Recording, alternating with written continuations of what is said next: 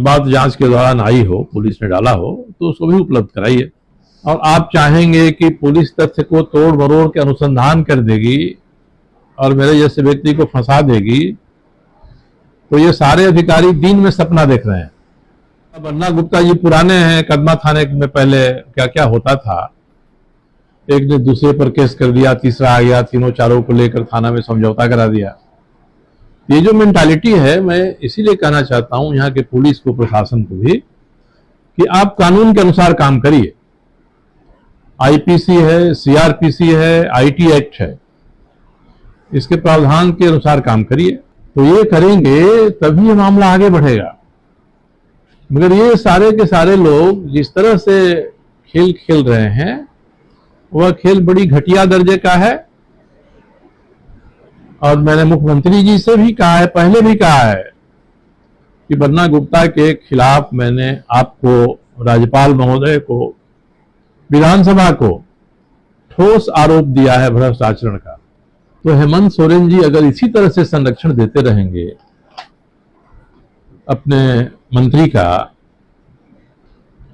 तो मुझे लगता है कि उनकी सरकार की भी उल्टी गिनती शुरू हो जाए। इसके लिए हम लोगों को प्रयास आरंभ करना पड़ेगा। बन्ना गुप्ता जी पुराने हैं, कदमा थाने में पहले क्या क्या होता था, एक ने दूसरे पर केस कर दिया, तीसरा आ गया, तीनों चारों को लेकर थाना में समझौता करा दिया। ये जो मेंटालिटी है, मैं इसीलिए कहना चाहता हूं यहाँ के पुलिस को, प्रशासन को भी, कि आप कानून के अनुसार काम करिए। आईपीसी है, सीआरपीसी है, आईटी एक्ट है, इसके प्रावधान के अनुसार काम करिए। अगर प्रावधान के अनुसार काम नहीं करेंगे और आप चाहेंगे कि पुलिस तथ्य को तोड़ मरोड़ के अनुसंधान कर देगी और मेरे जैसे व्यक्ति को फंसा देगी, तो ये सारे अधिकारी दिन में सपना देख रहे हैं। मैं तो अभी कुछ इसलिए नहीं बोल पाता हूं, मैं भी बोल रहा हूं इसलिए कि आज अखबार में छपा है। मैं तो चाहूंगा कि मेरा नाम जोड़ा है इन्होंने, तो चार्जशीट इसका जमा कर दें, एफआईआर को मेरे नाम सहित कोर्ट में भेज दें।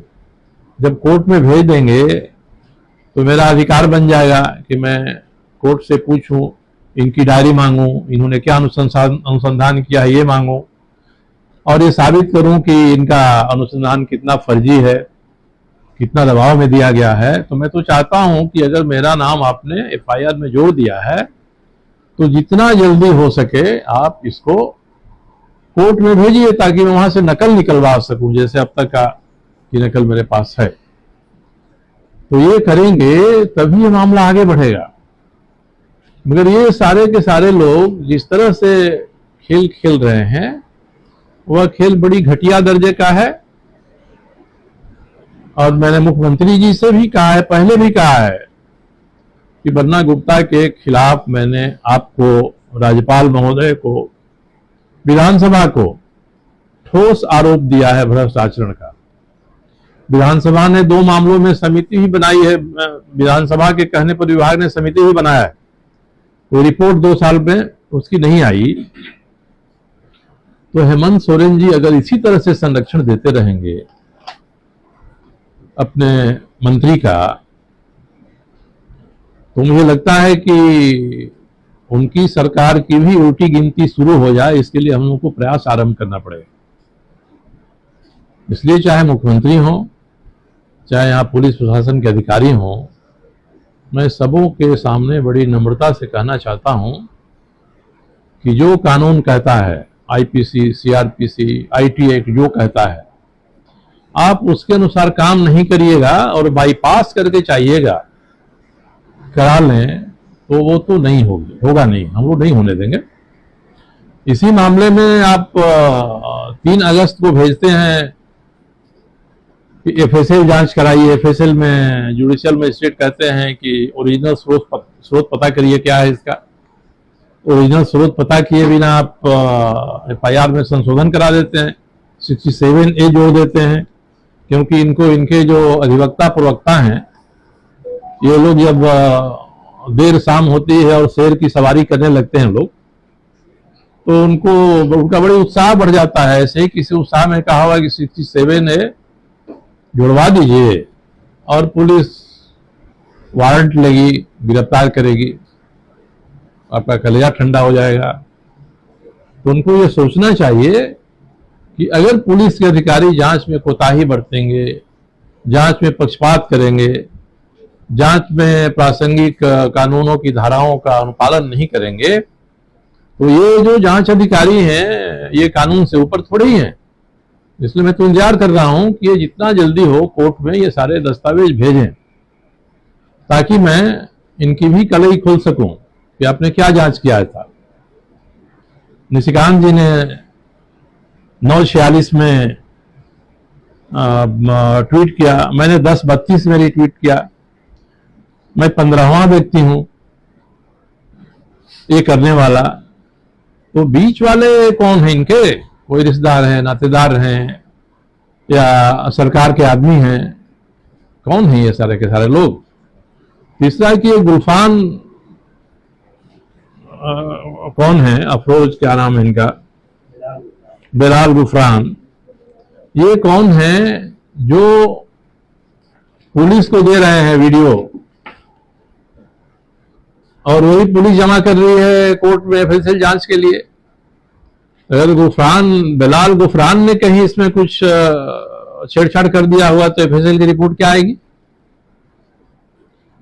तो जो हम लोगों ने किया है ट्वीट रिट्वीट, उसको तो लेकर ये जाएं तो पता चलेगा कि ये स्क्रीन रिकॉर्डिंग है या जोड़ा गया है।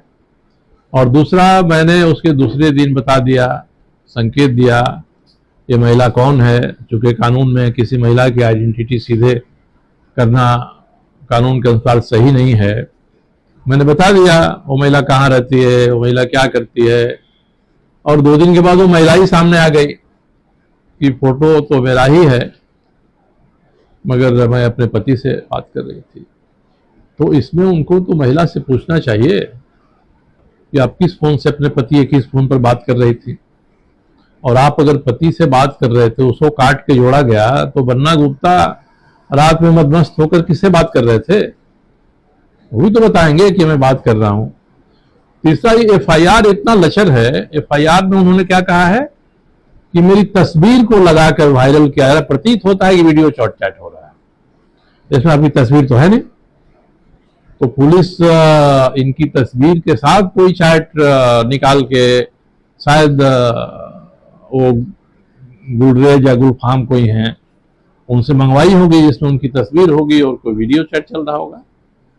तो इस तरह की साजिश कर रहे हैं, और ये साजिश होगा, सरकार चुप बैठेगी, तो इसके प्रति मुख्यमंत्री के लिए हम लोग के मन में जितना भी स्नेह प्रेम क्यों ना हो, इस तरह के लोगों को बचाएंगे तो ये एक तरफा प्यार तो नहीं चलेगा। इसलिए अगर बचाते रहेंगे मुख्यमंत्री जी, तो हम लोग भी चाहेंगे कि उनकी सरकार की असलियत सामने आए। तो ये कुछ बात थी जो आपके सामने मुझे इस संदर्भ में रखनी थी कि एक जांच को लेकर यहाँ की पुलिस क्या कर रही है। और मैं इससे कतई चिंतित नहीं हूं। मैं तो चाहता हूं पुलिस क्या करेगी, बहुत करेगी तो आपको पकड़ के जेल में बंद कर देगी। उसके लिए भी आपको कोर्ट में जाना पड़ेगा। 67A लगाने का आपका आधार है कि नहीं है। हम लोग भी तो कानूनी रास्ता अख्तियार करेंगे जब आप पुलिस के अनुसंधान करता इस बारे में कोर्ट में कुछ जमा करे। 5 महीना से अधिक हो गया। 3 महीना पर तो इनको याद आया कि वीडियो रिकॉर्डिंग जो अश्लील वार्ता का उसको कोर्ट में जमा करना चाहिए। ये 3 महीने तक क्या कर रहे थे इसमें। इसलिए वीडियो सैकड़ों हजारों लोगों के पास है। और अगर एफएसएल में कोई गड़बड़ी ये लोग कराना चाहेंगे वीडियो में छेड़छाड़ करके, तो भी नहीं हो पाएगा। दूसरा कि रांची भेजा इन्होंने, समझ में नहीं आ रहा है कि हर व्यक्ति पुलिस का जानता है कि रांची में जो एफएसएल है उसका होना नहीं होना दोनों बराबर है। कितने 100 मामले आज तक उनके यहाँ पड़े हुए हैं और वर्षों से पड़े हुए हैं जिसकी उन्होंने जांच नहीं किया है। तो शायद प्रायोरिटी बेसिस में इसकी जांच कर लें।